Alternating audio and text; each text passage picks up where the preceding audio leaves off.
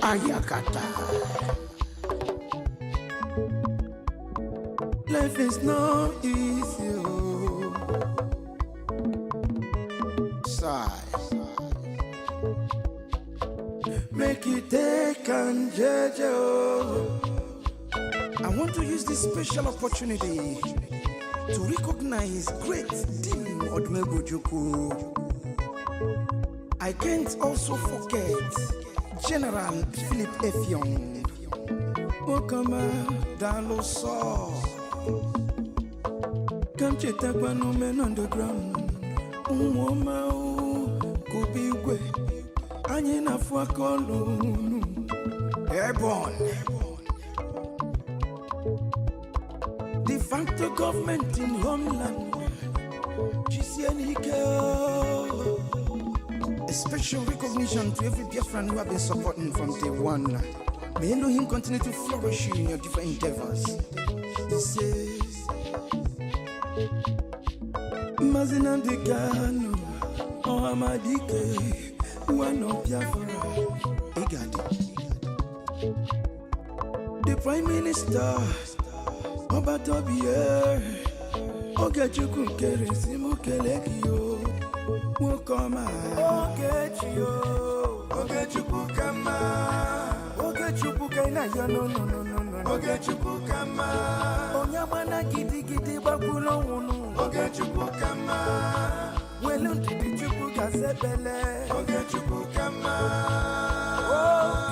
Ogechio, Ogechuku Kama, Mama Biko Yobolisa, Ogechuku Kama, Ogechuku Kaina, Ogechuku Kama, Ogechuku Kaina Yona Yasi, Ogechuku Kama.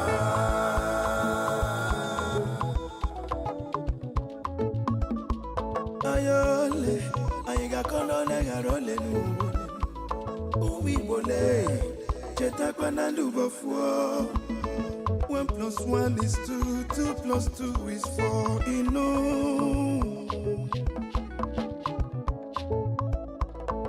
Onye puru chi yuzo akwano no.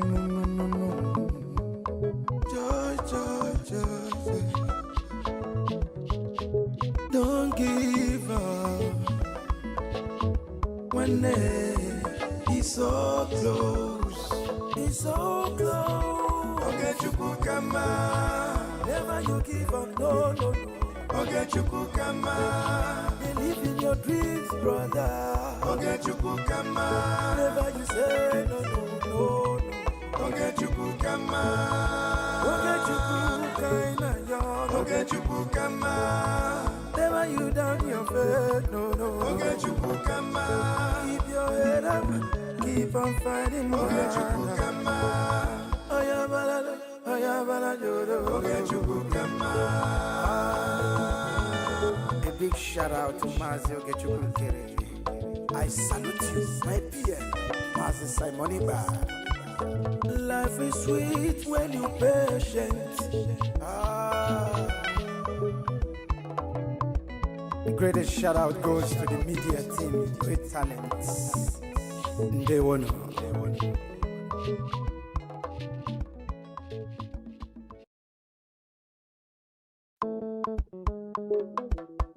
Life is a process.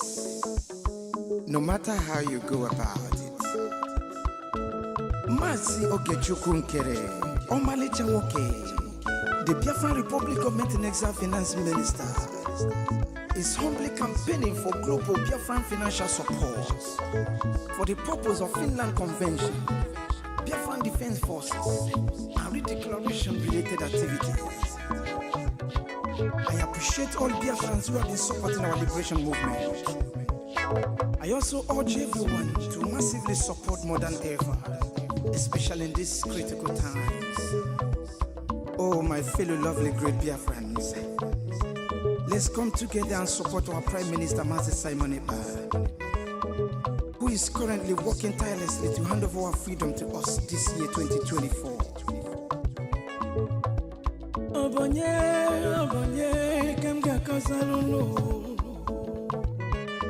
Freedom is coming, yeah.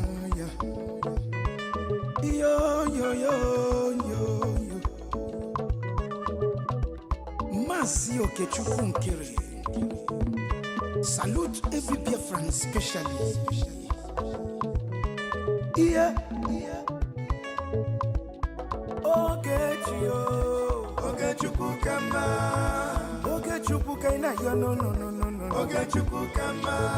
Onyamana gidi bakulo wunu. Okechukwu kama. Welu ndidi chukwu kasebele.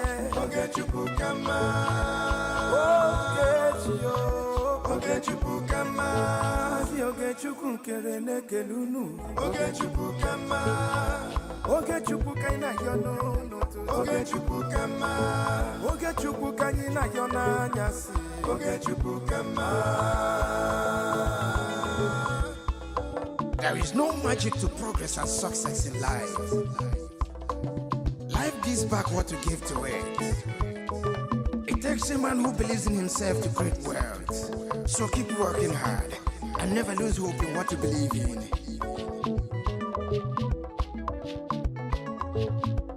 Ayakata. Life is not easy.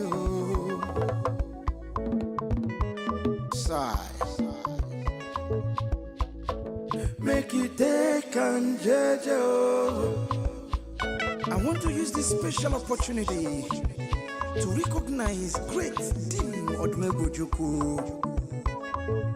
I can't also forget General Philip Effiong. Okama Daloso. Come chetakwa no men underground. Umoma kubigwe. Anye na fuakolo. Airborne. De facto government in homeland. A special recognition to every Biafran who have been supporting from day one. May Elohim continue to flourish you in your different endeavors. He says, Mazina de Gano, Ohamadike, one of Biafra. Egadi. The Prime Minister, Obatobie, Okechukwu Nkere Simukelekio, Wokoma, Okechukwu kama. Okechukwu kaina yo no. Okechukwu kama. Onyamana gidi bakulo wunu. Okechukwu kama. Welu ndidi chukwu kasebele. Okechukwu kama. Okechukwu kama. Mama biko yobolisa. Okechukwu kama. Okechukwu kaina yo no. Okechukwu kama. Okechukwu kaina yo na nyasi. Okechukwu kama.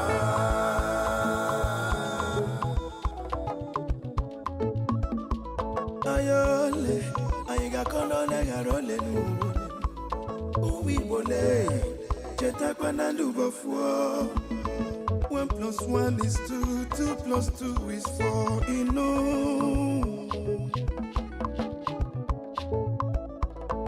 Onye puru chi uzo akwa no.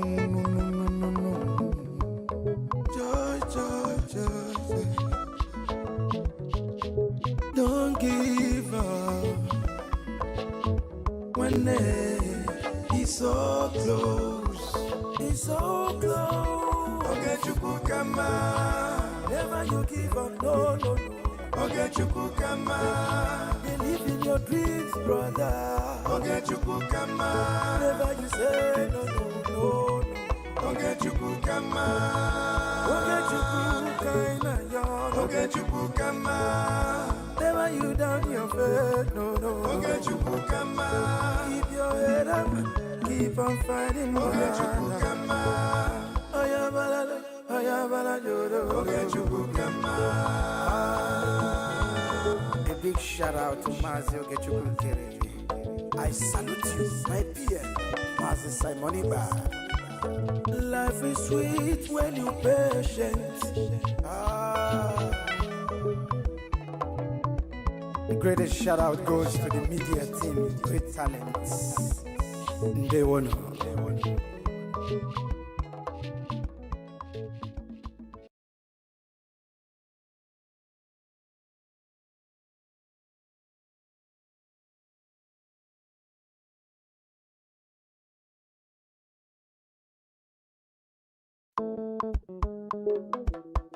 Life is a process, no matter how you go about it. Masi Okechukwu Nkere, Omale Chanwoke, the Biafra Republic Government Exile Finance Minister, is humbly campaigning for global Biafran financial support for the purpose of Finland Convention, Biafran Defense Forces, and redeclaration-related activities. I appreciate all Biafrans who have been supporting our liberation movement. I also urge everyone to massively support more than ever, especially in these critical times. Oh, my fellow lovely great Biafrans, let's come together and support our Prime Minister, Mazi Simon Ekpa, who is currently working tirelessly to hand over our freedom to us this year, 2024.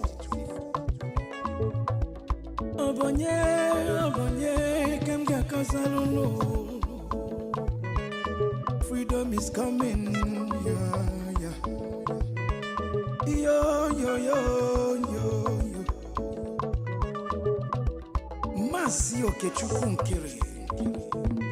Salute every Biafran especially.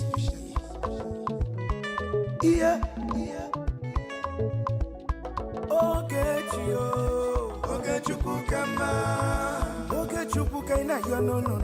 Okechukwu kama. Onyamana gidi bakulo unu. Okechukwu kama.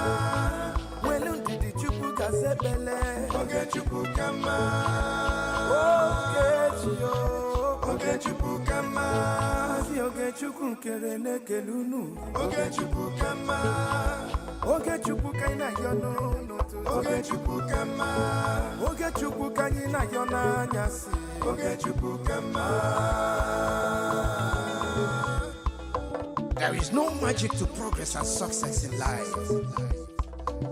Life gives back what you give to it. It takes a man who believes in himself to create wealth. So keep working hard and never lose hope in what you believe in.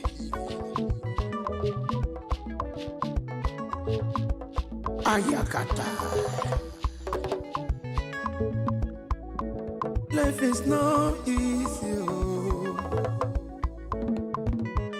Sigh. Make it take and judge. I want to use this special opportunity to recognize great Dim Odumegwu. I can't also forget General Philip Effiong. Okama Daloso. Come check no men on the ground. Umoma Kubigwe. Anyina Fuakolu. Airborne. De facto government in homeland. A special recognition to every Biafran who have been supporting from day one. May Elohim continue to flourish in your different endeavors. This is Mazinam de Gano, Ohamadike, one of Biafra. Egadi. The Prime Minister, Obatobie, Okechukwu Nkere Simukelekio, Wokoma, Okechukwu kama, Okechukwu kaina yo no. Okechukwu kama, Onyamana gidi bakulo unu. Okechukwu kama, Welu didi chukwu kasebele. Okechukwu kama, Okechukwu kama. Mama biko yobo lisa. Okechukwu kama. Okechukwu kaina yo no. Okechukwu kama. Okechukwu kaina yo na nyasi. Okechukwu kama.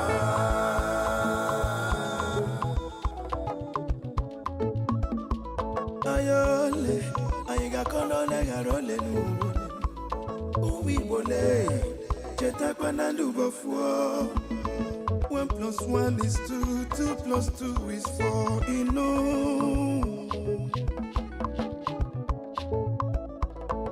Onye puru chi yuzo akwa no. Joy. Don't give one day. He's so close. He's so close. Okay, Chukukama. Never you give up, no, no, no. Okay, Chukukama. Believe in your dreams, brother. Okay, Chukukama. Never you say no, no, no, no. Okay, Chukukama. Okay, Chukukama. Okay, Chukukama. Never you down your faith, no, no. Okay, Chukukama. Keep your head up, keep on fighting. Okay, Chukukama.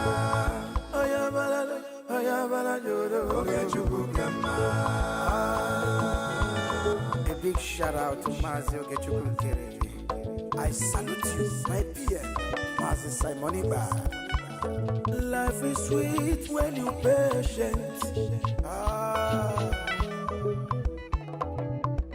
The greatest shout out goes to the media team, great talents. They won.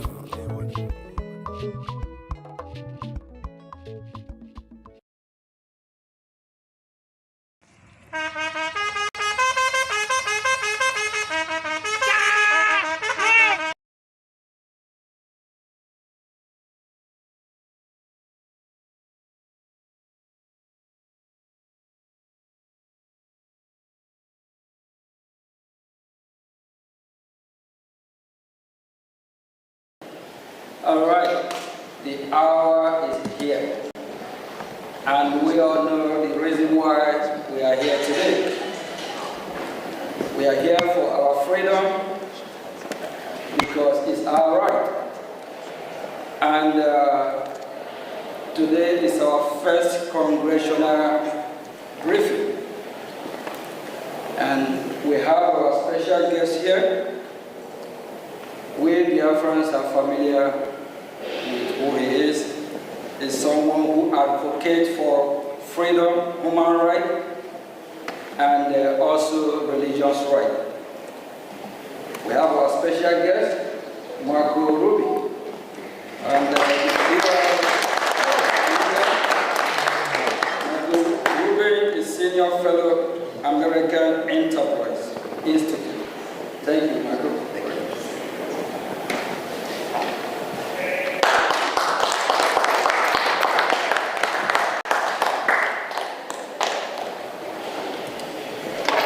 Thank you very much, Mr. Acting Prime Minister. I don't need, first of all, it's good to see Biafra represented so well in Washington, D.C. Unlike in Nigeria, and unlike in Finland, we're not going to arrest dissidents.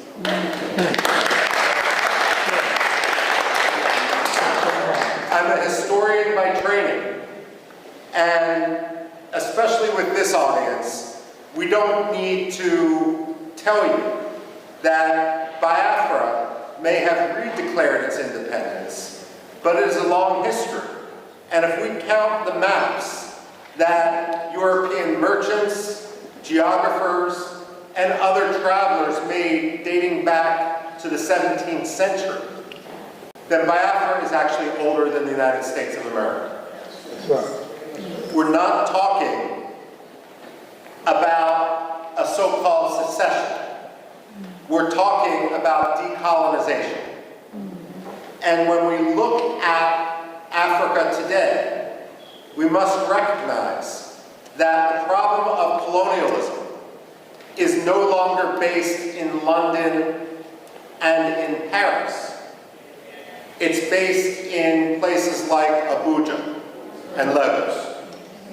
The fact of the matter is, and for that matter, Yaoundé as well, the fact of the matter is that we are witnessing a second wave of decolonization in Africa right now. Biafra, Amazonia, Somaliland are at the front line of a struggle for freedom. Religious freedom, as well as simply personal, economic freedom, political freedom. The fact of the matter is, though, when we talk about that front line of colonialism, Biafra, Amazonia, Somaliland, we're also talking about a response to genocide. The fact of the matter is, when we look at the modern history of Biafra, and we see some of the key figures represented on this podium, and it's so appropriate that we're sitting here in a room dedicated to Veterans Affairs, to honor the veterans of the Biafra struggle. The fact of the matter is that they did not start the struggle for Biafran rights. Nigeria did. Nigeria has agency. They have decision-making. No one forced Nigeria to undertake the pogroms of 1966. That was a decision that was made in Lagos. And what we have seen, the struggle for freedom in Biafra, is a natural response to the repression, which is now more than 60 years old inside Nigeria, especially with regard to Biafra. Now, we can talk about genocide, and unfortunately, what has occurred in Biafra from in the late 1960s and so forth isn't the only case of genocide that the 20th century has seen. But what makes the history and the recognition of the Biafran genocide so important is this. When the Jews suffered the Holocaust, Germany afterwards acknowledged the Holocaust. The ideology that led to Nazism became stigmatized. Yes, there are still Nazis today, but it is an ideology which is outside the realm of acceptable belief. The problem with genocide denial isn't simply a denial of fact, a denial of history. But when you don't acknowledge the genocide, then what you're actually doing is throwing a life raft to the ideology upon which that genocide occurred. So when you have someone like the late Muhammadu Buhari, whose hands were covered in blood from the events of the Biafra genocide, rise to the presidency of Nigeria without anyone acknowledging his role, that simply perpetrates and legitimizes that genocide. Now, when it comes to genocide denial, I also have this to say. When people debate foreign policy in the United States, one of the progressive slogans that we hear time and time again is no blood for oil. Well, I have a message for Alexander Stubb. No genocide for oil. Finland has been a disgrace. Stubb has kowtowed to Turkey at the expense of the Kurds, at the expense of other dissidents, for the sake of getting Turkey to lift its de facto veto for Finland's NATO membership. Now he's kowtowing to the Nigerian government by arresting Simon Ekpa for the sole reason of advocating against genocide and of providing, frankly, at this point, the only reasonable way forward given the actions of the Nigerian state. Now, we can't engage in wishful thinking, and unfortunately that has been the problem in the United States. I would argue that Europe is more engaged in a cynicism, where they simply want Nigeria's oil, and let's be frank, it's not Nigeria's oil. It's Biafra's oil, the Delta region and so forth. The fact of the matter is they feel it's easier to have a relationship with a dictator, and they're going to look the other way. Never let the Europeans pretend that they stand as a representative of human rights when they act in such a cynical, racist, and way that is so contrary to life, liberty, justice, freedom, political rights. The fact of the matter is, the Europeans need to be called out each and every day for that. Finland, especially. Now, I would go so far as saying Finland doesn't deserve the plaudits that so many people, Amnesty International, Human Rights Watch, tend to ascribe to Scandinavian powers.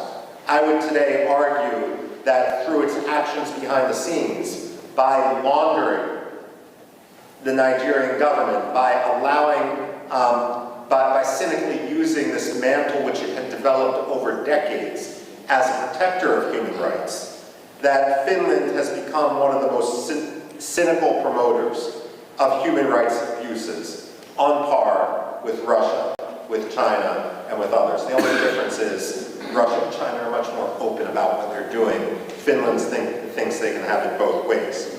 Now, when it comes to the United States, however, the United States isn't blameless. We have two problems here. The first is the problem of the American perception of history.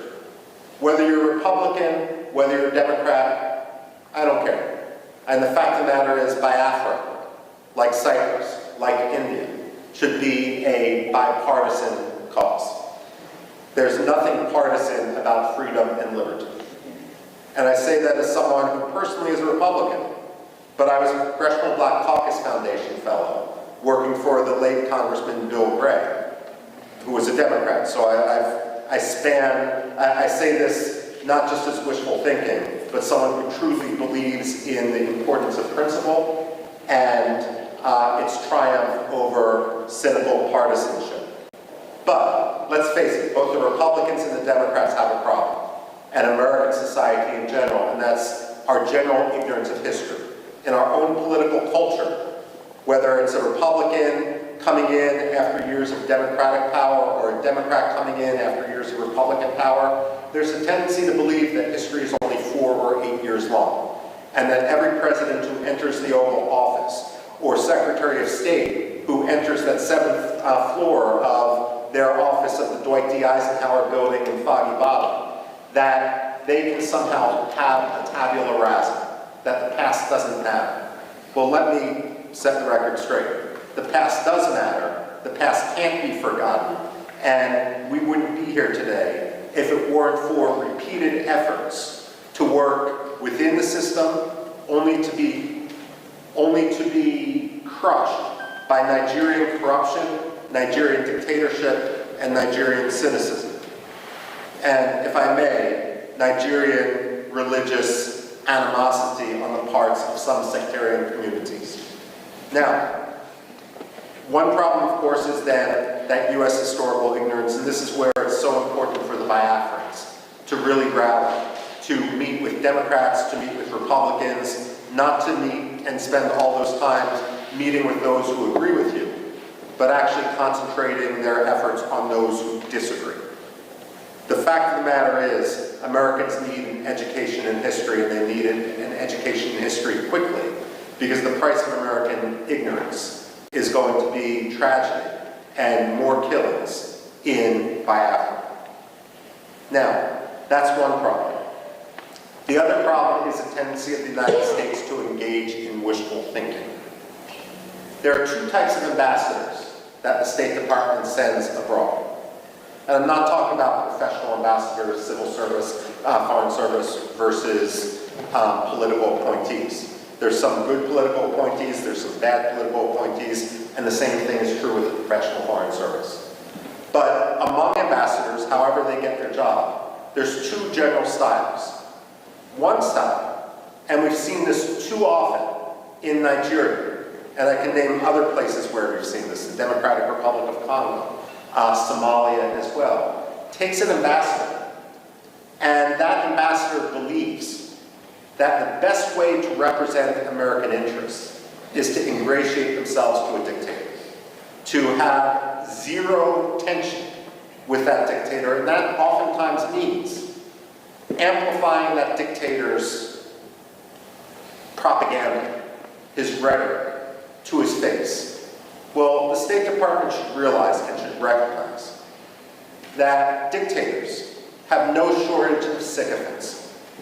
It shouldn't be the job of American ambassadors to join the sycophants. George Shultz, the Reagan-era Secretary of State, was famous when a new ambassador was appointed. He would bring them up to his office, which was an elegant room, not unlike this which we're standing in the US Congress. And he had a big globe next to his desk. And he would always ask the ambassador appointee, point to your country on the globe. And if they pointed to Nigeria, or they pointed to France, or they pointed to Burma, or they pointed to Pakistan, God help them, he would point to the United States and say, this is your country. You never forget it. When we send ambassadors abroad, their job should be to speak truth to power. It shouldn't be to kowtow to a dictator. And if that means calling out Nigeria for its abuses in Biafra, for its abuses of religious freedom, so be it. It may mean you're not going to get invited as the ambassador to this reception or that state dinner. Well, that's the price of being an ambassador and being truthful. Your job isn't to make a dictator feel good. It's to promote American interests as a U.S. ambassador. And one of the top American interests is religious freedom.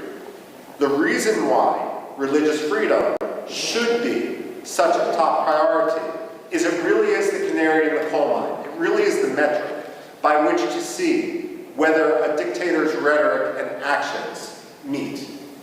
When former Secretary of State Antony Blinken went to Nigeria and he met with the late Muhammadu Buhari, and he removed Nigeria from the religious freedom watch list, that was wishful thinking.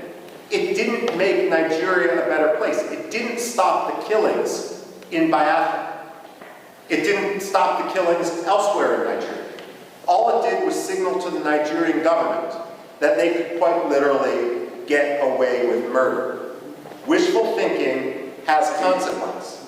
The United States also needs not to believe its own spin, and not to try to force, cynically use the Biafran issue to advance its other causes. So, for example, I don't know how many times I've talked to people who are partial to the Nigerian government in the United States, and will accept the Nigerian lies.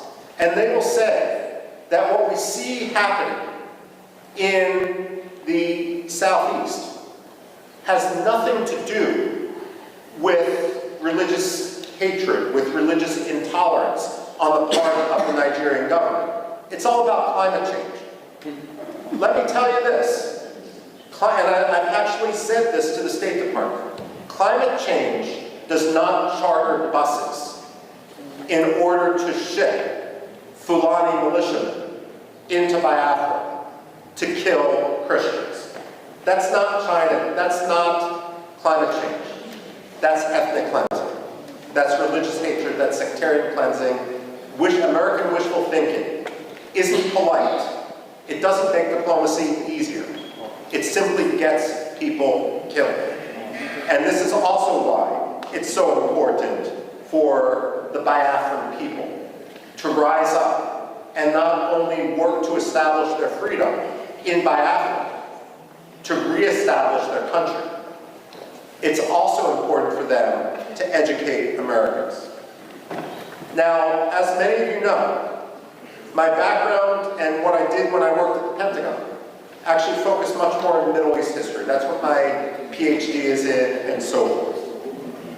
And having worked for more than 2 decades on issues that have some parallels, let me say this, and this may be controversial to say.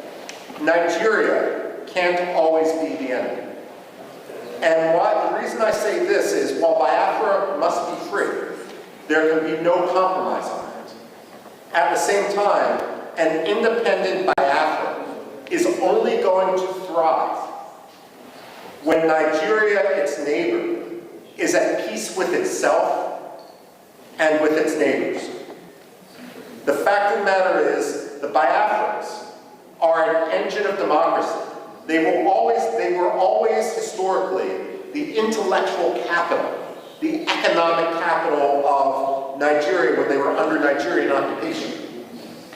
But at the same time, they have a role not only to win freedom for Biafrans, but that freedom is only going to be confirmed when Nigerians also win their freedom, when corruption no longer governs Nigeria, and when the Nigerian military and Nigerian politicians don't cynically use religion in order to advance their own Swiss bank accounts.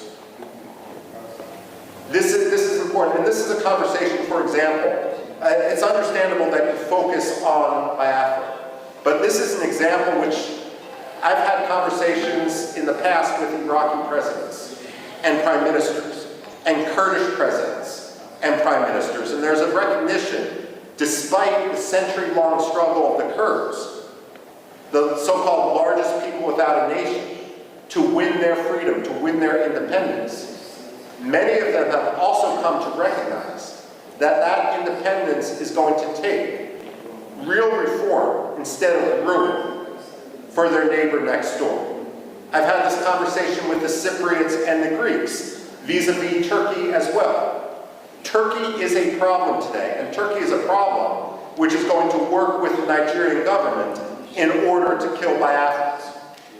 But at the same time, what the Greeks and the Cypriots will tell you is, while today Turkey acts like an enemy, there can only be true peace once Turkey fundamentally reforms. And so it's important when you speak and when you advocate for your cause, not only to promote the freedom for Biafra, but to argue and to recognize that Biafran freedom is going to be symbiotic. It's going to bring stability to the region. Biafra is going to be a model, not only for Biafra, it's going to be a model for Nigeria, so that Nigeria can get its act together, even as Nigeria heads towards the precipice. No one wants to, let me put it this way, many of you are familiar with the American satirical newspaper, The Onion. I remember a headline in that satirical newspaper after Russia invaded Georgia in 2008. It was a fake announcement by Condoleezza Rice, the Secretary of State, who was arguing that the U.S. position is that no American allies should border Russia because it was just too difficult. The fact of the matter is, she was warning allies not to border Russia as if they have a choice. The fact of the matter is, it's in no one's interest. It's always going to be a problem for occupied Biafra and for independent Biafra to border a failed state, to border an irredentist state, to border an aggressive military dictatorship. Independent Biafra is going to need to recognize that as Nigeria fails, and let's face it, today it's a failing state. It's a building, it's a 10-story building that's ridden with termites. The fact of the matter is that every military leader inside Nigeria is going to try to distract their own Nigerian public by trying to whip up a frenzy against Biafra. So on one hand, you need to be prepared for that. And you recognize this because this is your history. But on the other hand, if there can be fundamental reform in Nigeria, then ultimately you will thrive and be the most prosperous country in Africa. Now, the other point I need to make, and this is not for the people here, but some of the people abroad, is that when you talk to Americans, especially Biafran Americans, like myself, like congressmen, and so forth. I am honored here to be with the acting Prime Minister. I hope someday to be with the non-acting Prime Minister, Simon Ekpa, as well, if he's ever sprung from his Finnish dungeon. But the fact of the matter is, as an American, as someone who obviously has no Nigerian heritage, it's not my job or my concern to decide who the leader of Biafra is. You ask any American like me, any white American, who cares about human rights, who cares about Biafran liberty, what I would say is, when Biafra becomes independent, all these disputes will fall by the wayside because you have monitored democratic elections. But if anyone starts to attack other Biafrans in the presence of European politicians, American politicians, United Nations diplomats, they are essentially creating treason against Biafra. Because what you're doing is giving evidence to your enemies that Biafra isn't serious. Now, let me give you one example. When I came to Washington and began working in foreign policy in 1999, one of the first people I met was a gentleman named Brgie. He was the Washington representative of the Patriotic Union of Kurdistan. Now, the Kurds, I've referenced before, they're split between 4 different countries, so Biafra's a little bit luckier in this. At the same time, the Kurds in Iraq, in northern Iraq, are divided between 2 major political parties. One was Jalal Talabani's Patriotic Union of Kurdistan. The other was Masoud Barzani's Kurdistan Democratic Party. And between 1994 and 1997, these 2 Kurdish parties fought a civil war to suggest that anger among the Kurds wasn't high would be an understatement. They hated each other's guts. 2,000 people remain missing to this day from that civil war in northern Iraq between the Kurdish parties. And again today, that region is essentially divided. Barham Saleh had a rule as the representative of one of the 2 Kurdish parties in Washington, D.C. His rule was, I will talk Kurdish politics to other Kurds, but I will never talk Kurdish politics when someone else is in the room. Because the only message that Washington needs to hear is Kurdistan must be free.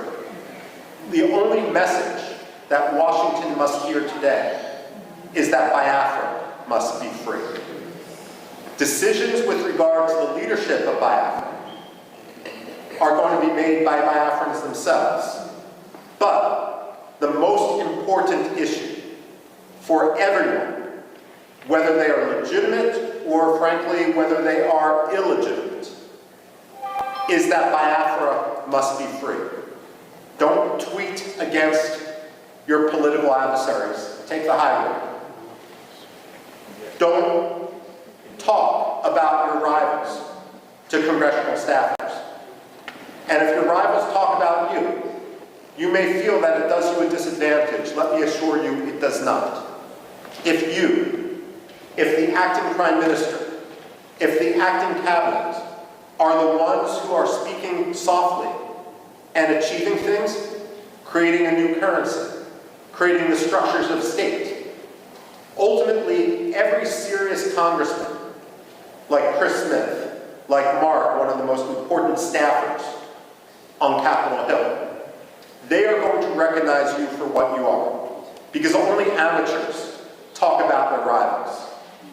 Those who are legitimate, those who are serious, those who are here today are the people who advance their cause. And make no mistake, momentum is on your side.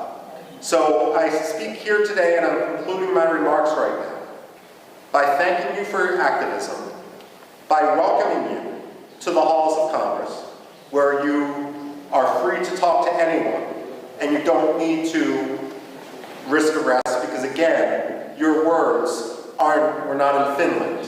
We don't have to talk about the Helsinki standard. The fact of the matter is, I hope to be here when the United Nations General Assembly recognizes Biafra as the 55th or 56th African state. And I have absolutely no doubt that I turn the floor back over to the acting president.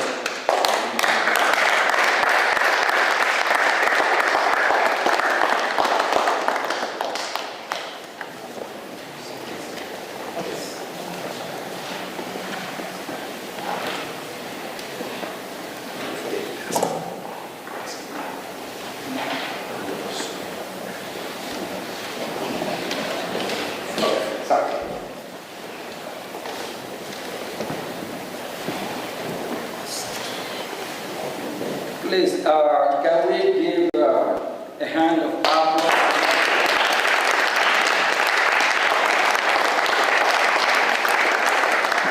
He is a true friend of humanity, not just Biafra. He fights for me, he fights for you, he fights for the global community.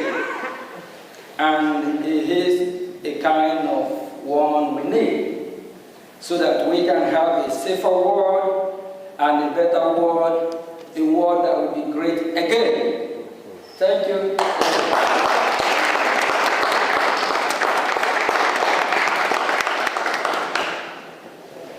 My name is Biafra Republic Government Acting Prime Minister. I'm here acting on behalf of His Excellency Mazi Simon Edward.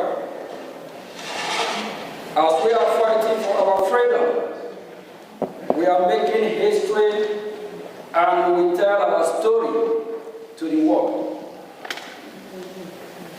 And this is the first Biafra Congressional briefing.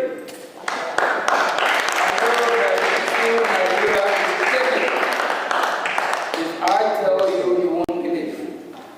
Nigerian government, they protest to stop this hearing today. They protest. They have not started protesting. Thank you all for being here today. Thank you.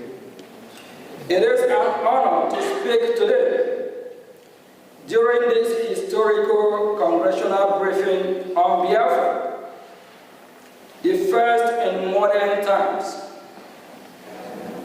I want to thank Michael Ruby, which we are just giving hand of applause now before, of the American Enterprise Institute for his unwavering support and friendship to the Biafran people. Today, I will provide a broad overview of Biafra issue for all those watching. Nigeria is oil-rich country. When we say Nigeria, it's Biafran oil. Marco just, on his speech, he made it clear. It's Biafran oil. And a continent power in Africa. It is a multi-ethnic, multi-language, and multi-religious country with a population of about over 200 million people. There are three major ethnic groups: the Igbo, the Yoruba, and the Hausa Fulani, and 250 other smaller ethnic groups. The Hausa Fulani are predominantly Muslim and live in the northern Sahara of part of Nigeria. The Yoruba who live in the southwest are split almost even between Muslim and Christian. The Igbos, along with related tribes, whom we refer to as Biafras, the interface of this submission, inhabit the southeast part of Nigeria, which is Biafra, and we are no longer Nigeria. We don't identify ourselves as Nigeria. We are Biafra.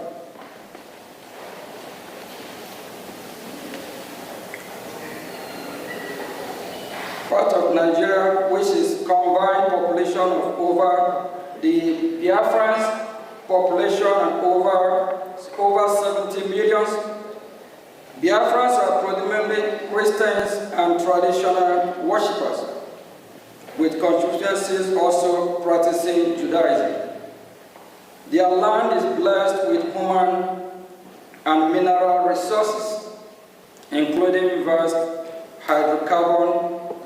Biafrans are very commercially inclined, industrious, and are given to scholarly and professionally pursuit in addition to their first nature of gifted martialized. They have an established grassroots democracy order known as the Omunna system, which is still practiced to this day, before the advent of colonization. They are very republican and egalitarian in nature and coexist peacefully with their neighbors, including northern Nigeria and Cameroon. Prior to their amalgamation with the rest of Nigeria in 1914, Biafra then, there was no single massacre of Biafrans anywhere in pre-amalgamation in the so-called Nigeria. This is noteworthy. The first start of this program that was levied on Biafrans, particularly the Igbos, among them happened in the 1948 in northern Nigeria, where Biafrans were, without any justification, massacred just for being Biafran or merely looking like one, pivoting on false narrative of the so-called Igbo coup, an Igbo plot to dominate Nigeria. Nigeria's military officers and the police and notable civilians, mostly from the north, planned and executed the Biafrans. Over 3 million Biafrans were murdered between 29th May 1966 and 12th January 1970. And had the Biafrans not resisted by unilaterally declaring its independence, the massacre would have been incalculable and more horrendous. There is credible evidence that sectional Nigeria provoked the Nigerian Civil War as a cover-up to accomplish the genocide that they have begun against Biafra. Generally, and the Igbos in particular, as far back as 1948 in northern Nigeria, the difference this time was to take it to their homeland, where they had fled and taken refuge under the Hitler-declared Republic of Biafra, a nation born in dire necessity and desperation to survive a genocide. The following aspect from recent declassified U.S. Embassy diplomatic dispatch of the era on the program and the war that follows is instructive, and it states that the North was minded to use the war as a tool to resort its dominance of natural affairs. Malan Gagu Damboa, regional editor of Morning Post, told the American consul in Cairo, "No one should kill himself, that this is a fight between the East and the rest of the Nigeria. It is a fight between the North and the Igbos." The scale of the carnage was such that had the Roman or International Criminal Court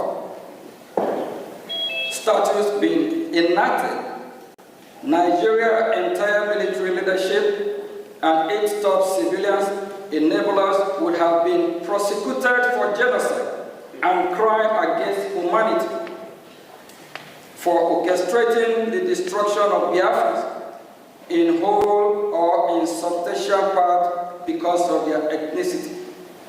And to make it worse, those that oversaw the genocide and their natural political successor continue to control Nigeria and thus ensure that no accountability was exacted for a crime of such shocking scale. And to date, no apology or remorse has emanated from official Nigeria or any of the prime state actors. It is this state of affairs and the post-war political suppression of Biafra that grandfathered the insurgency of Biafra agitation in recent times. The modern-day Biafra independent movement surfaced in 1999 with the creation of movement of the actualization of sovereign state of Biafra, Mazur, in 1999 by Chief Owazurike, in 2012 by Mazi Nnamdi Kanu, a protege of Chief Owazurike, then created the Indigenous People of Biafra, IPOB, in 2012, which became the predominant Biafra independence organization.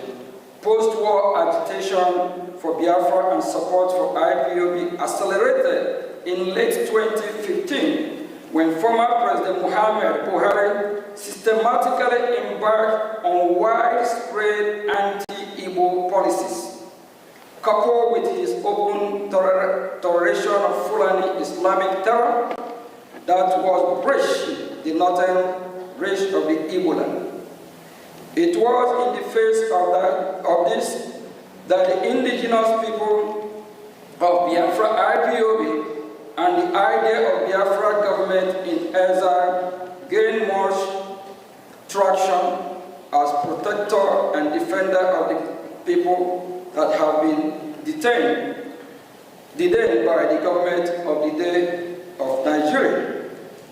It is to be noted that virtually all of us present at the vanguard of pursuing for Biafra were born after Nigeria Civil War ended in 1970. So in our renewed quest for Biafra, we are not driven by any sense of personal loss of the war, revenge or bitterness, but by instead a sense that our people are being mistreated badly and are vigorously in again becoming the victim of another crippled genocide. Vast majority of the Biafrans share the same view, even so, quietly because of fear of retribution by the Nigerian government or other non-state actor in alliance with the government. Amnesty International reports that since the advent of the former Buhari administration in 2015, Nigerian insecurity forces have killed more than thousands of Biafra and wounded many more while they held peaceful protests against the killing and for self-determination. Amnesty International says that many of those pro-Biafra protesters were shot and killed in their sleep, and others while they gathered in churches to pray. Many of the protesters were shot and killed from behind while they tried to escape.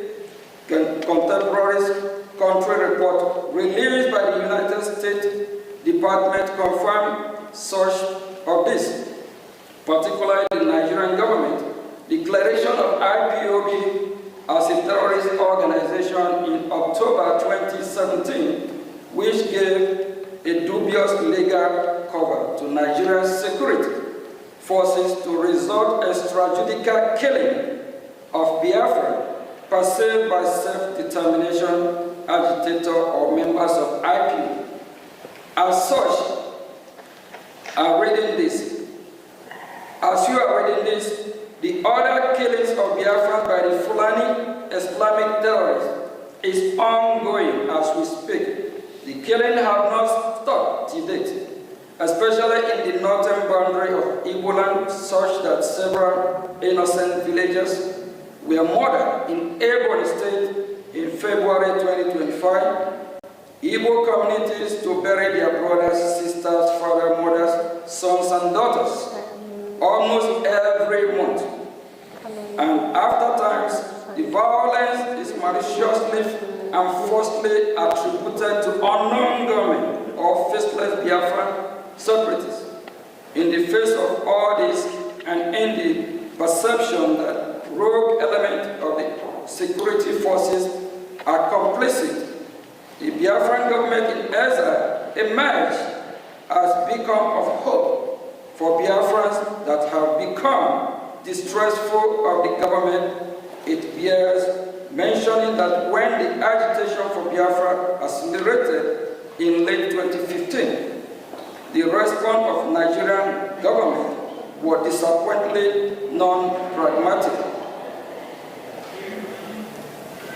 Instead of acknowledging the burgeoning popularity of the agitation and take bona fide measures to contain it through constructive engagement or dialogue, the government went wide with deadly and extrajudicial law enforcement action that backfired by fueling the agitation to levels not seen since the end of the Civil War in 1970.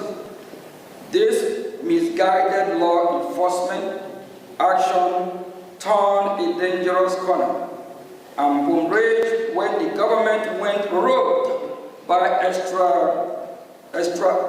extraordinary rendition of our leader, Mazi Nnamdi Kanu, a Biafran leader from Kenya, in late June 2021. No doubt this is an avoidable overreaction that has composed Nigeria's legal system, triggered the international legal order against Nigeria, and bettered the government driving insecurity that have brought Southeast Nigeria, which is Biafra land, to this day. In between, Fulani Islamic terrorists have capitalized on the situation to disquiet Southeast Nigeria to no end.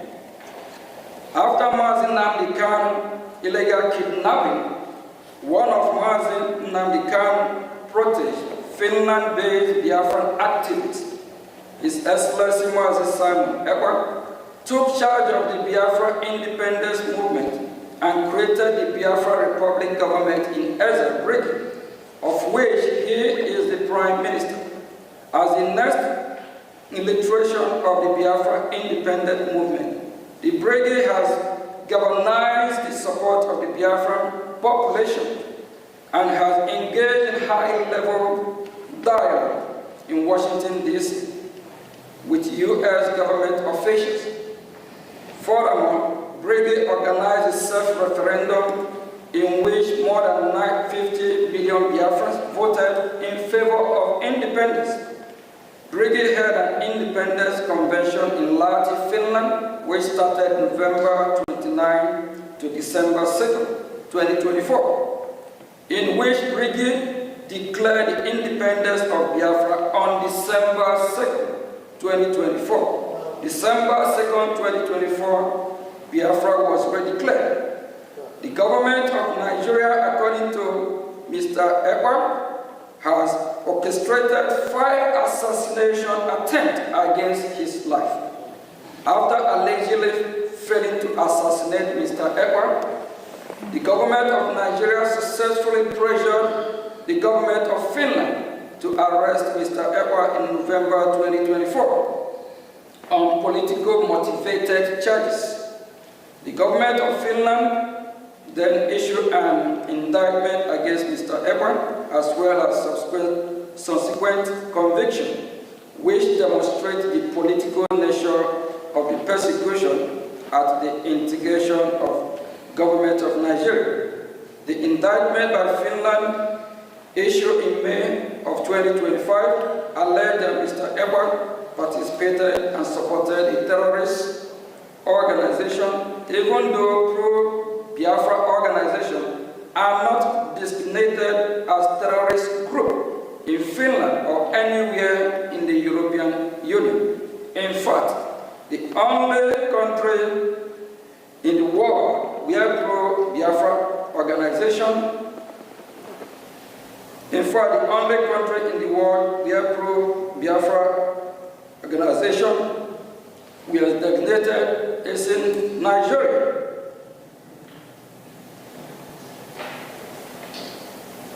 For the government of Finland to accept that the Finnish citizen holding political position regarding internal policy matters within Nigeria is somehow a criminal offense in Finland is a nonsensical and absurd, and demonstrate that Finland is engaging in a politically motivated prosecution.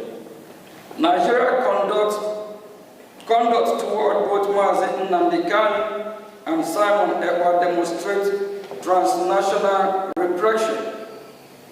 At the moment, the issue of Biafra, the insecurity in southeast Nigeria, which is Biafra land, and all the unpleasant aftermath cannot be resolved, while the federal government of Nigeria persists in detention of Mazi Kanu, while Finland persists in detention of Mazi Simon Ekpa, and Biafrans continue to be marginalized. On this basis of foregoing, we must respectfully suggest the following to the U.S. government. One, we urge the United States government to invoke the Global Magnitsky Human Rights Accountability Act, Summit 5 of Title S, 11 of 114-28328, to identify and impose travel and financial restrictions on all officials of the federal government of Nigeria and any Nigerian non-state actor implicated in the killing of Biafrans, Christians in their homeland in southeast Nigeria, which is Biafra land. We urge the United States government, including through targeted sanction and or tariff, to pressure the government of Nigeria to release Mazi Nnamdi Kanu and allow him a safe passage out of Nigeria. Three, we urge the United States government to pressure the government of Finland regarding its politically motivated trial and conviction against pro-Biafra active Simon Ekpa. 4, we urge the United States government to deny all bilateral assistance and visa to officials of the government of Nigeria if it continues to engage in transnational repression against pro-Biafra activists, and if Simon Ekpa and Mazi Nnamdi Kanu continue to be held in detention. Consequently, Biafra through Brgie are ready to engage with the international community, include the United States of America government, especially in seeking to establish a newly independent Biafran state. The Brigade is willing to engage in deal-making with U.S. government and come to economic defense and security agreement with the United States. Biafrans represented by Brgie are willing to negotiate with the U.S. in reciprocity and in anticipation for specific demand, interest and expectation of the U.S. recent event in Sub-Saharan Africa have created a compelling need for the United States of America to get involved in the Gulf of Guinea. There is no better opportunity than that presented by the Biafra. For example, Biafra can be an ideal place for U.S. military base, as well as seaport. Biafra can also be host to African installations. Biafra can be a close ally of the United States and purveyor of Western interests in the region, as well as a bulwark against Islamic terror Islamic terrorists, and extremists. This is important now more than ever, given the loss of key U.S. military bases in Sahel countries, as well as the Nigerian government's ever closer relations with United States adversaries, a United States designated Islamic terrorist organization. In addition, Nigeria's persecution of Christians continues to worsen and further adds to the case of independent homeland for Nigeria. Christian population, just as U.S. recognized of Somalia, present great benefit to U.S. strategic interest in East Africa. Similarly, Biafra can present opportunities along similar lines for the U.S. in West Africa. We hope today's historical briefing will provide the precedents for further diplomatic engagement. And before I say thank you, we believe that we have sent our message, and we are damn serious for our freedom. We'll continue fighting. Our freedom is our right. No one else can do it better for us than us. And we are sending a message to the world, especially the United States of America. We appreciate the opportunity and the privilege they have given us to voice out so that they can do what is right. We believe they are listening. We believe very soon we'll be having more diplomatic engagement with the United States of America, the leader of the free world. Thank you.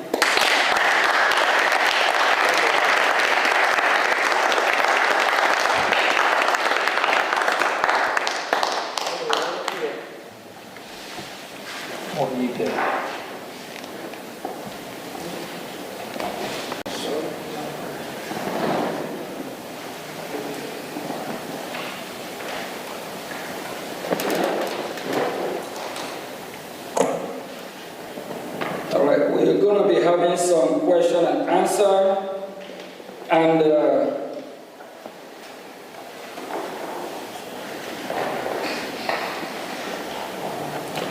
we have some witnesses that will be asking questions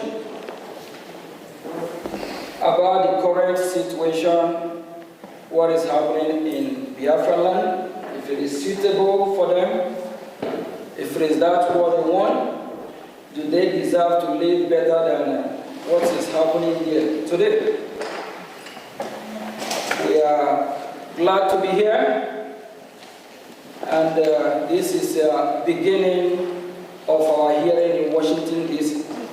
We believe that U.S. government, they are watching, they are listening, they are following, even if the members of the Congress, the ones that are not here, they are watching, so they know what we are doing and what is going on. I will call on Mazia Mobi. Yeah.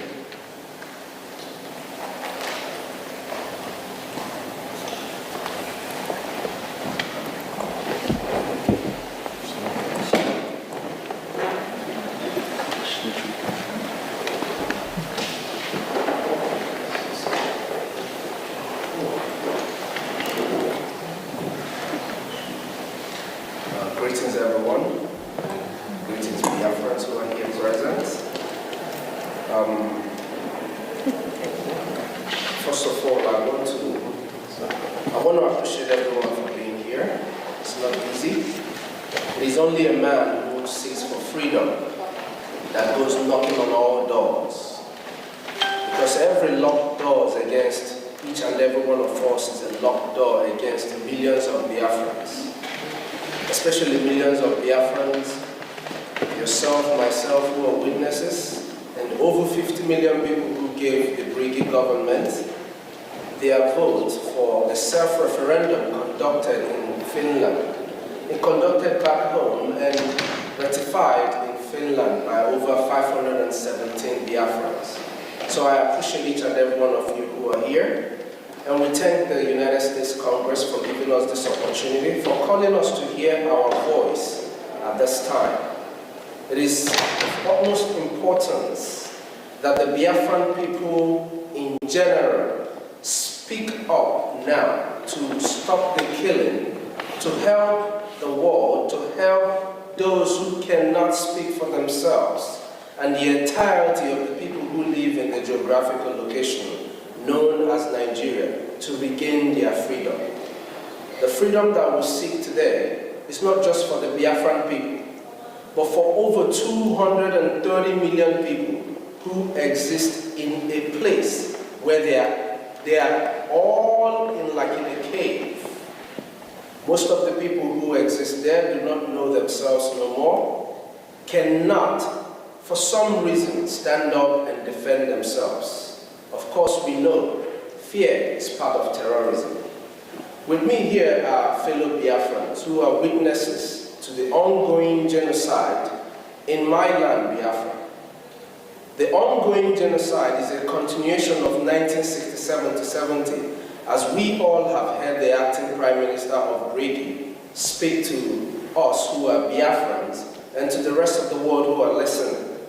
So I would like to ask my brothers and my sisters a few questions so that in their own words they can explain to the rest of the world, those who are watching, and to the congressmen and women who have given us this opportunity, who I'm sure would hear everything that we are saying here today, either today or tomorrow or in the nearest future. And whatever we say here will help them make decisions quick and act fast to save lives of Biafra, to save lives of women, children, and even unborn. Because in our case, we lose children in the mother's wombs due to Nigerian terrorism. Now, first of all, I would like to call on my sister, who is a witness, Love Akobondo. I would like to ask you, Love Akobondo, how would you describe the persecution and marginalization of Biafrans from your own personal observation and experience? What are the root causes of this genocide?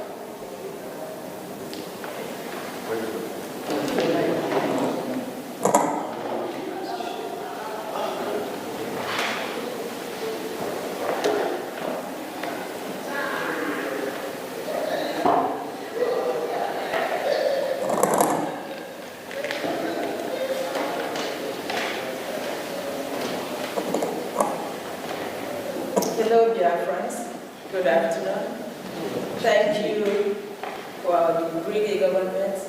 Thank you, the acting Prime Minister and your staff. And I also thank the Congress, American Congress, for giving us this opportunity.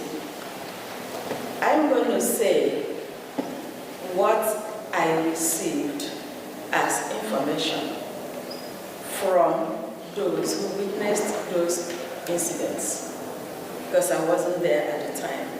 From there, that will lead into what is happening and still happening, unless we put a stop to it.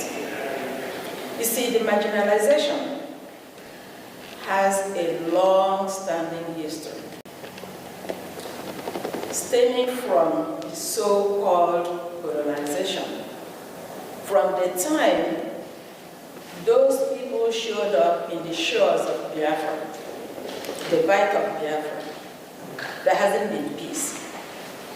Each time they bring up a situation that is not acceptable to our people, the Biafrans, we object it because we already had democracy before they showed up. We were living in organized society in every ramification before they showed up. So when they showed up and want to alter who we are, change us to benefit them, we said no. Instead of dialoguing with us, they come up with aggression. This has been going on through the Edumegu warriors after the fall of Arab Kingdom. Our people regrouped, defending themselves, defending their land, defending their culture, defending who they are as a people. They were met with killing, because that's the only thing to understand. They don't understand dialogue. From there, it moved to the time of taxation that was totally unacceptable, and our great-grandmothers came up to protest, simple protest. They did not kill anybody, they did not destroy anything, they were just protesting because one of the useless people, it is not today we begin to have a flavors in our society. A man called, and I'm going to call him by name, and I wish his generation will get to hear it so they can be ashamed of their grandfather. Chief Okuk from Oloko was the warrant chief who delivered that message of taxation. And after they had finished taxing our fathers, they came up with our mothers. And our mothers said no. What did they do? They turned out, killed some of them. To glorify their action, they termed it a women riot, which is a false thing.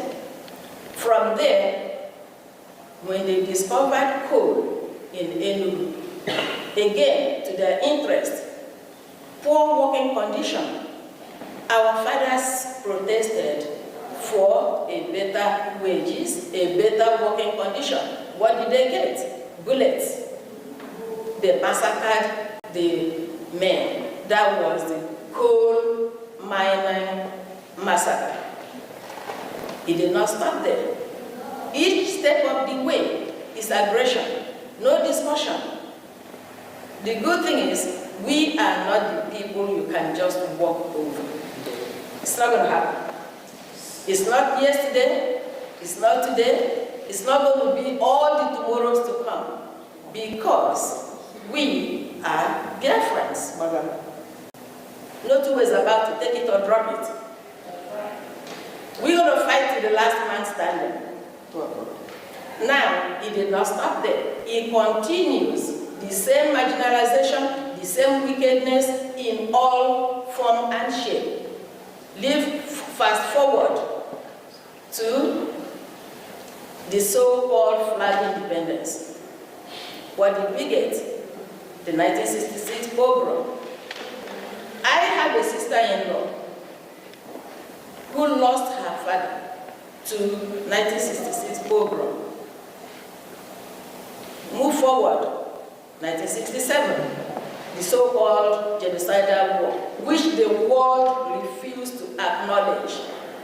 The thing sweeping it under the carpet is going to make a difference. It's going to escalate, and it's escalating. We have no apologies to anybody.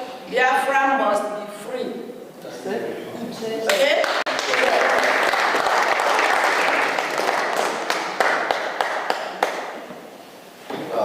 Thank you so much, my sister Love.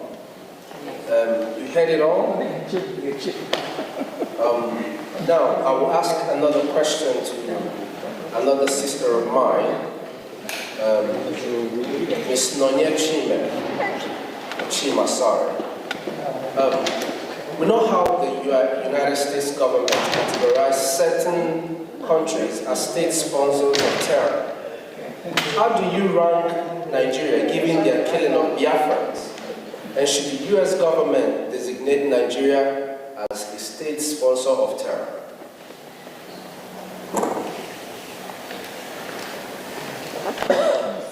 Thank you very much for that question. First of all, I just want to thank Honorables Jim Moran and Elias Terasulis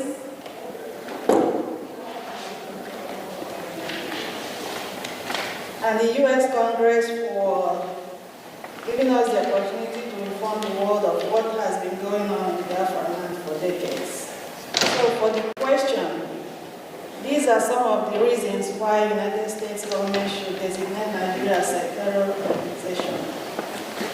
One, between 2015 to 2016, Amnesty International reported that Nigerian security forces killed over 1,500 IPOB protesters in cold blood. Remember, they didn't have any weapons. They were just exercising their rights as citizens. And in 2017, there was what they called Operation Python Dance, which targeted the Southeast residents who are Biafrans, with soldiers invading communities, shooting civilians, and committing extrajudicial killings, which led to about 28 young men and women in our leader, Mazi Nnamdi Kanu's house. Thirdly, from 2021 to 2023, Amnesty International also documented over 1,844 killings in Biafra land, including unlawful executions, torture, and enforced disappearances by security forces. And one might ask whether these killings or these killers have been apprehended and brought to justice, and the answer is no.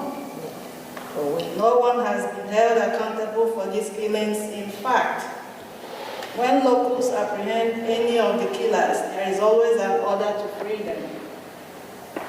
Up till today, the killings continue, and the painful thing is the fact that Biafrans are killed simply because we are Christians, simply because of the crude oil in Biafra land, and because they want to Islamize us by force, which we are resisting.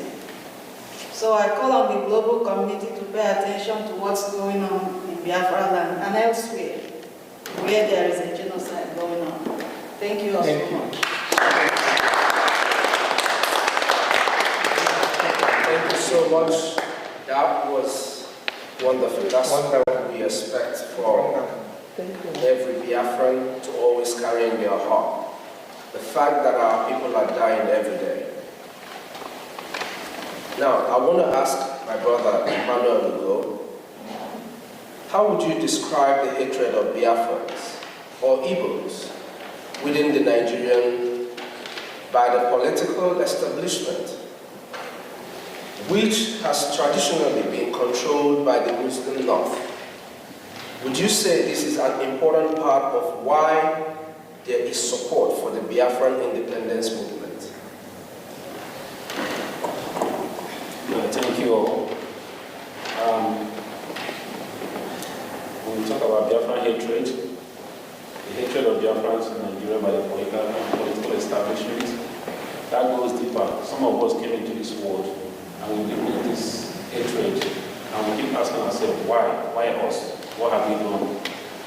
Hearing after everything we have gone through. The hatred runs deep in the Nigerian establishment, in their blood, both the political establishment and people from other parts of the country. We see this hatred every day. We have this economic jihad that has been going on. Our businesses are being born in Lagos, in the north. We are not allowed to scale when it comes to political positions as in the presidency of the country. And now we are seeking for Biafra.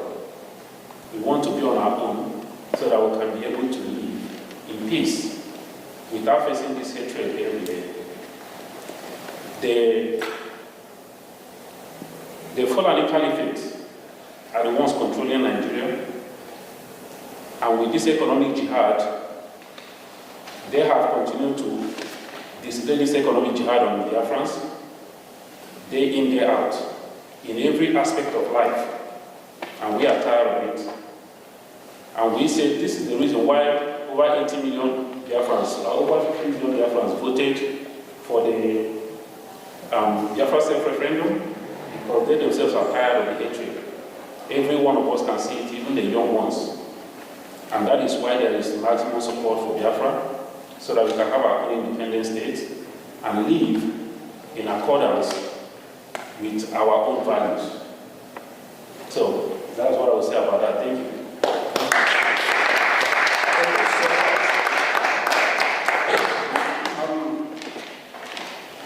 My brother Chima John, for for those amongst you who lived during the first Biafra Civil War, it's called a civil war, but we know it's a genocidal war against the Biafran people, 1967 to 1970. Please, describe your experience. I know you might not know, but I know you have people who have told you stories. I see you're very much younger than 1967. So describe your experience and how you would compare the Biafran independence movement in the 1960s compared to now. And what do you wish the United States government to do regarding the issues of Biafra? Thank you very much. Thank you very much. And I want to thank the U.S. Congress for the opportunity that we have today to be told for this August hearing regarding Biafra.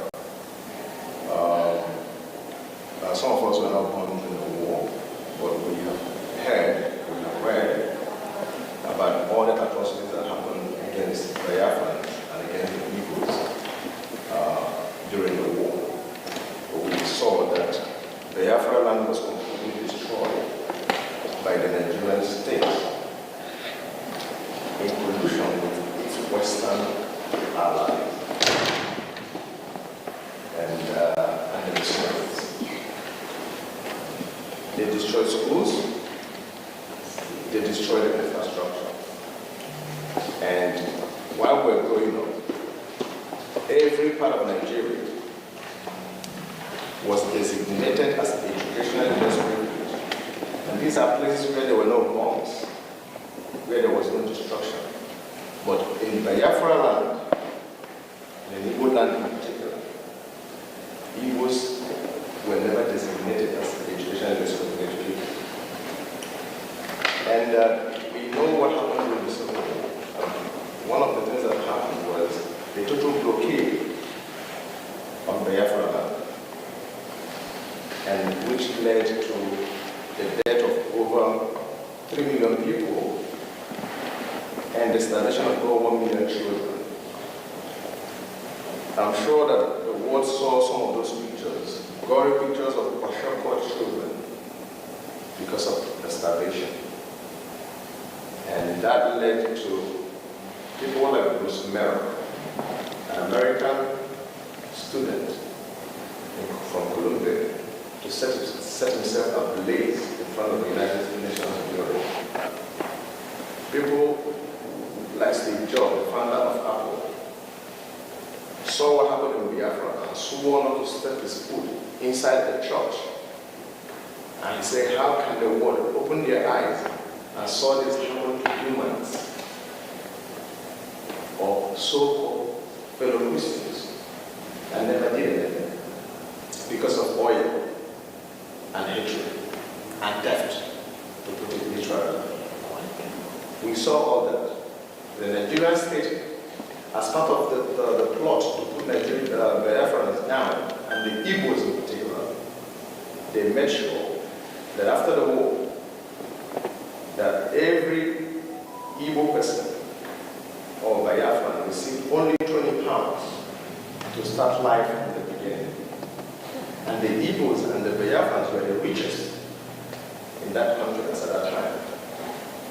It was designed, according to one of Nigeria's recent presidents, that it was designed to make Biafrans poor for over 200 years and become subservient to other ethnic groups.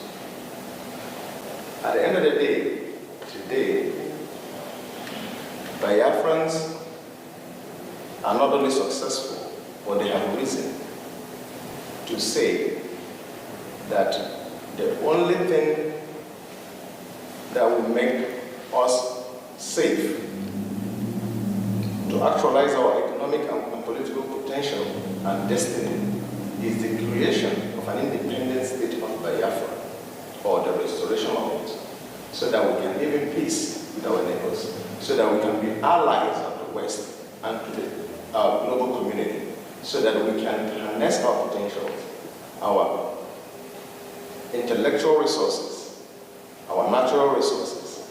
We can harness it to the benefit of not only our own people, but to the world at large. That is what Biafrans seek. And we want the United States and the leaders of the free world to stand up and begin to do what is right by the Biafran people. Begin to do what is right. Because that's something that they're looking for. That's something that they take, that Nigeria gives them. Those oil and gas comes from Biafra land. We can negotiate. We can reach a deal with any country, America in particular, so that we can have our independence, a place we can feel safe, and to live in freedom. Thank you very much.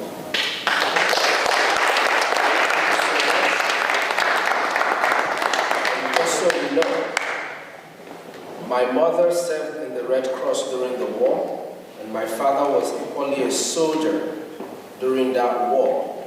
So, just like himself, and like many of us here, have so many stories of what happened and why we need to be free. It's not just because of the resources, but for our children to be able to see tomorrow.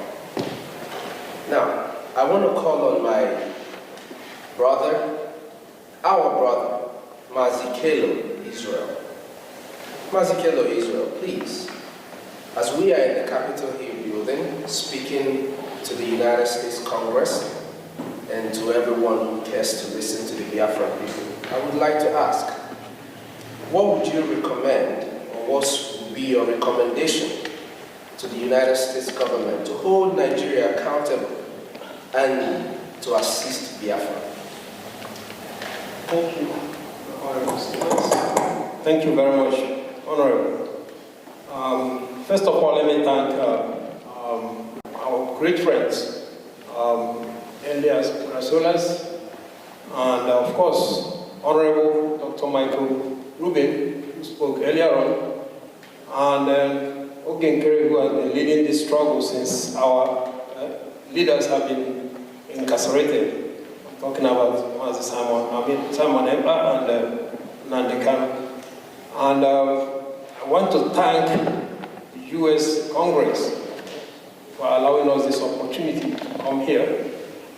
Again, they are demonstrating that they are the leader of the free world, as against other nations where they don't want to talk about this. As our Honorable Michael Rubin has said, here you are free to talk and nobody will arrest you.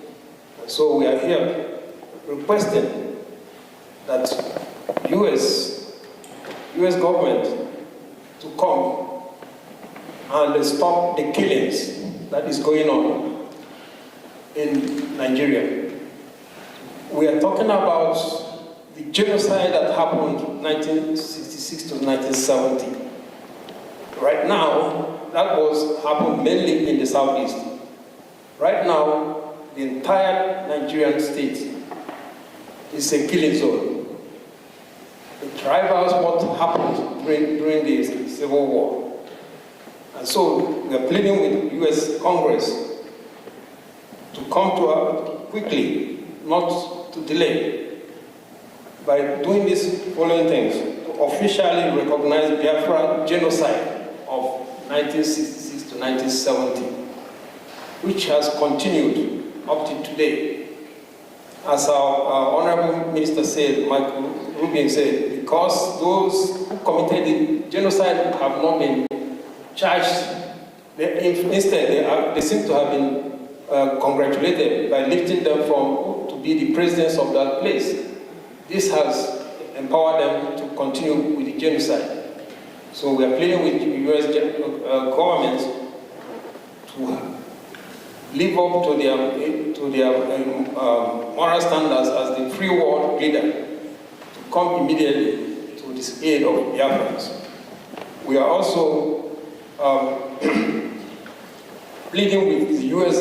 government to condemn immediately, because that will save life, condemn immediately the abuses that is going on there, which is quite obvious.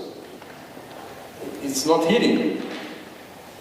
You have terrorists that have been recognized, given a peace deal, while those that are speaking the truth to save the country from the killings that is going on are being incarcerated, like Mazen and Kano and Simon Eber. Just yesterday, they agreed on a plea deal with terrorists, a peace deal, and they are walking free. We are asking the US government to invoke the Global Magnitsky Act, identify all those criminals. The Canadian government have declared the political organizations in Nigeria as terrorist organizations. We're asking the US government to go further, identify the individuals themselves, and invoke them and put heavy sanctions on them. That is what we are asking, to further what the Canadian government has already done.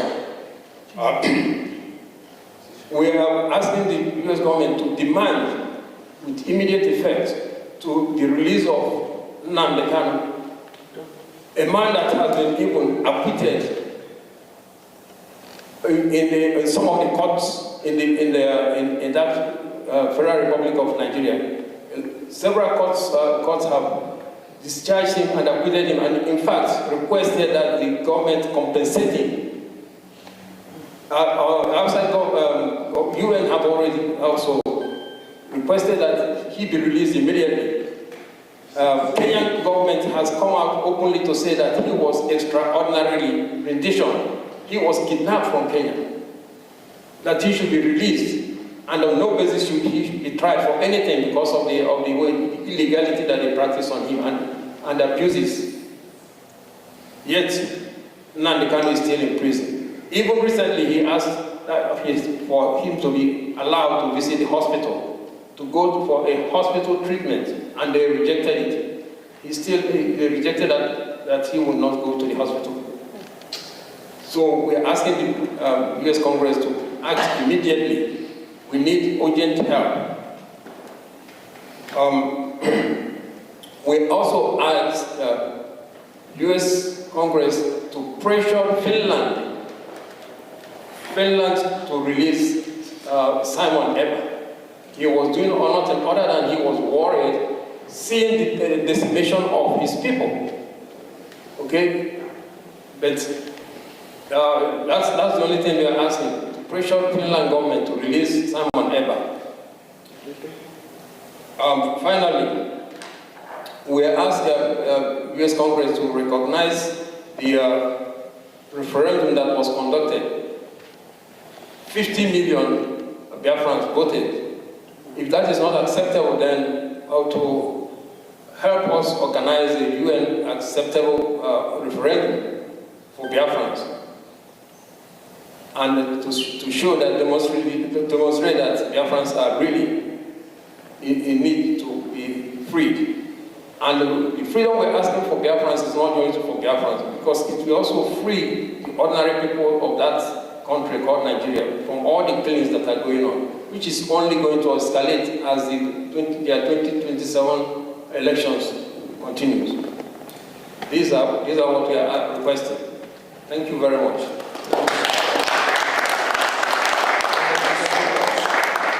Just to add one single thing to what he said, something that is very dear to me. I really wish that the United States Congress and the United States government would help us pressure Nigeria. I would like for the genocide that took the life of over 5 million of my people to be recognized. If today we speak about the Holocaust, there is no reason why we shouldn't speak about the death of over 5 million Biafrans. Thank you very much.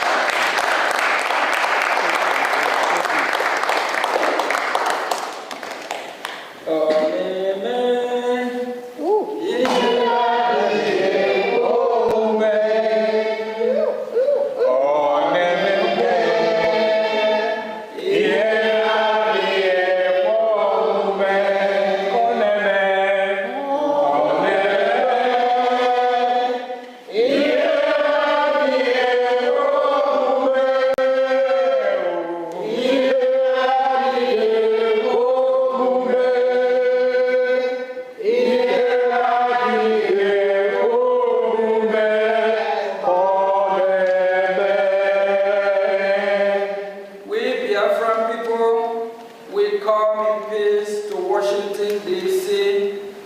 to ask the United States of America to recognize us. And we appreciate the opportunity given to us. We ever appreciate it. And it is just the beginning. Yes. This is just the beginning. The enemy of Biafra, they try everything they can to stop this hearing. The country we call Nigeria, we call them Zoo.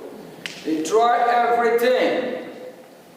If they have succeeded, you and I will not going to be here today. And the United States of America, they recognize our cry for our freedom. They recognize that we need help. That is why they allow us to use this beautiful venue for the hearing of Biafra people. This place is being used by Congress. Whether it's one or two of Congress that is here, is the United States of American Congress. And they are watching, they are following this event. So we appreciate it. Thank you all. This is just the beginning.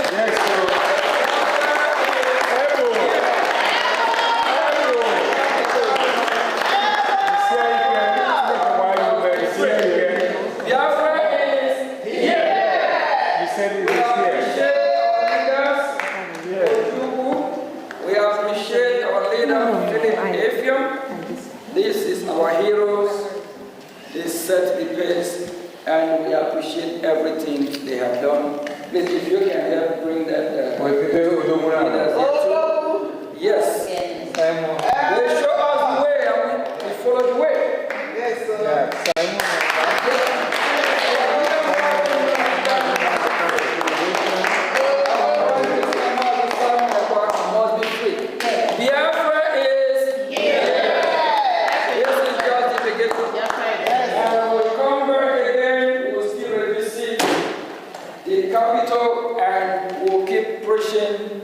And we believe the United States of America will hear our prayer. Thank you all. And God bless. Thank you.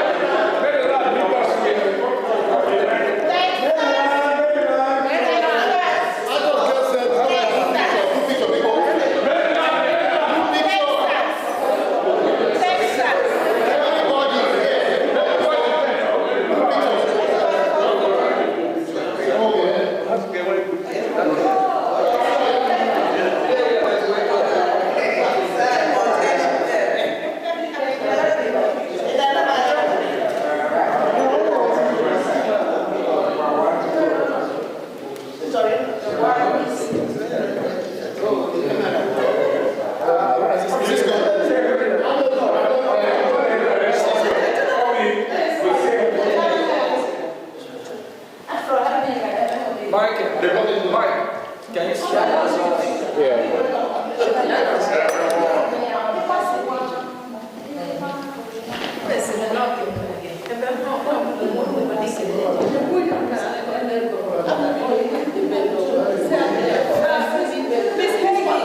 Miss Heggie, you can come in.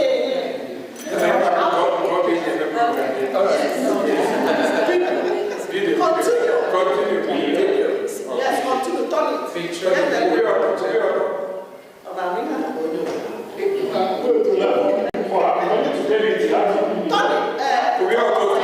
Tony like this, my friend.